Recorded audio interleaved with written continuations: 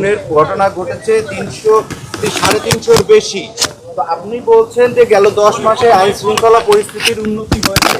এই যে পুলিশের যে পরিসংখ্যানে খুনের ঘটনা বাড়ছে, সে ব্যাপারে আপনারা কি কি পদক্ষেপ নেন? আইন শৃঙ্খলা পরিস্থিতিতে উন্নতি হয়েছে, এটা আপনার ওপর। এই যে দেখেন, এই যে আপনার ভাই, আপনার এখন যে এই যে আপনার যে পরিসংখ্যান, এটা তো ঘটছে। এটারে আমরা যতটা কমে আনা যায় আমরা চেষ্টা করছি। এই ক্ষেত্রে আপনাদের একটু বড় ধরনের একটা রুল আপনারা লোকজনদের কিন্তু সচেতন করতে হবে। আপনারা যদি লোকজনদের, আপনারা কিন্তু সমাজে এমন একটা শ্রেণীতে বাস করতেছেন যেখানে আপনাদের কথা সবচেয়ে বেশি শোনে।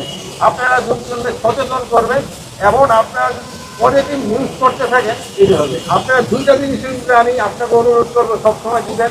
একটা হলো দুর্নীতি কীভাবে কমায় আনানো যায়, আর 2 নাম্বার মাদক আমাদের থেকে করবে।